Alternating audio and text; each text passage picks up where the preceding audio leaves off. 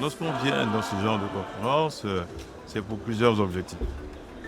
D'abord, bien sûr, participer à des échanges internationaux. Nous ne pouvons pas vivre en autarcie. Nous devons parler avec les autres. Nous devons écouter les autres. Nous devons tenter de tirer profit de ce que les autres ont su faire et bien fait.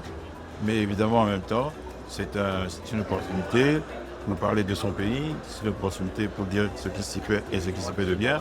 C'est une opportunité pour parler surtout des projets qu'on a, des ambitions, de façon à attirer les investisseurs. Vous savez, un pays se développe rarement uniquement sur les fonds propres de l'État. C'est impossible. Il n'y a aucun pays, aucun au monde qui se développe avec les fonds propres de l'État.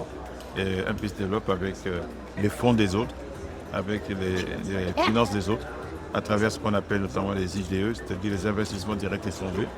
Et puis aussi, aujourd'hui, on parle beaucoup de partenariat public-privé.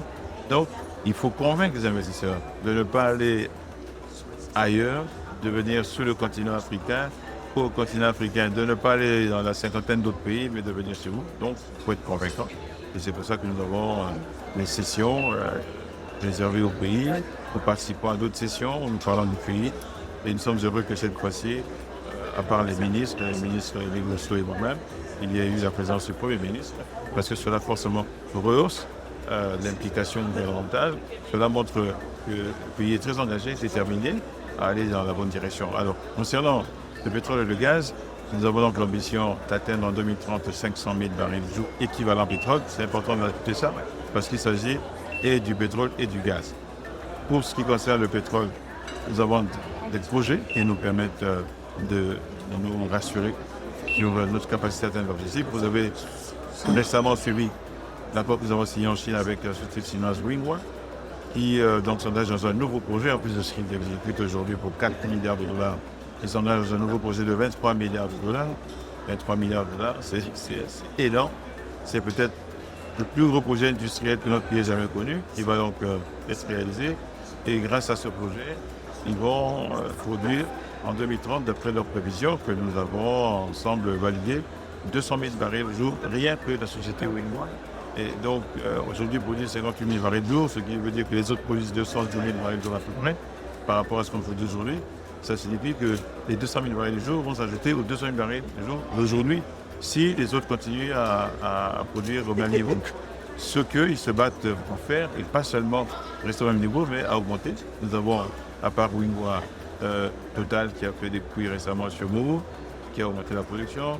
Nous avons Perenco qui a 5-6 projets de reprise des champs marginaux, ils vont augmenter la production. Nous avons Eni, à part le gaz, ils vont augmenter la production de pétrole sur les champs qu'ils exploitent. Nous avons Trident Énergie qui vient d'arriver et qui déjà annonce qu'ils vont améliorer la production de pétrole. Et nous avons tous les autres, sur tous les autres permis, onshore ou offshore, qui aujourd'hui ont le même objectif, c'est d'augmenter la production. Vous savez, augmenter la production, ça signifie gagner plus d'argent, donc ça les intéresse évidemment. Donc, lorsque nous mettons ensemble toutes ces données, auxquelles s'ajoute donc le gaz, et le gaz, il y a le projet phare de Eni, qui a commencé l'année passée en 2024 avec une production de 600 000 tonnes par jour. Aujourd'hui, il y a le bateau Rouillard, il s'appelle comme ça, qui est déjà en mer, qui va arriver à Pointe-Noire en novembre, et pourra commencer sa production de deuxième phase en janvier. Ce bateau a une capacité de 2,4 millions de tonnes par an. Si on ajoute cela aux 600 000 tonnes actuelles, on arrive à 3 millions de tonnes. Donc l'année prochaine, nous allons produire, à compter de février à peu près, 3 millions de tonnes. Ça signifie multiplié par 5 la production actuelle du gaz liquéfié exporté principalement que produit l'Eni.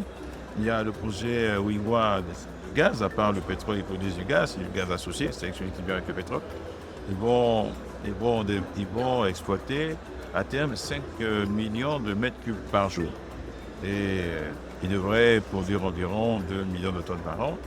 Nous avons Trident Énergie qui vient d'annoncer que lui aussi va engager un projet gazier sur Kossa avec une production de 2 millions de tonnes par an à 2027 à peu près. Et donc, lorsqu'on additionne aussi le gaz, eh bien, on a la certitude que nous ferons les 500 000 barils par jour. En attendant les découvertes qui pourraient venir au niveau des travaux d'exploration. Nous avons des explorations qui continuent à fonctionner. Il y a un puits d'exploration qui va être fait par Total au mois de novembre sur le permis Jumbo.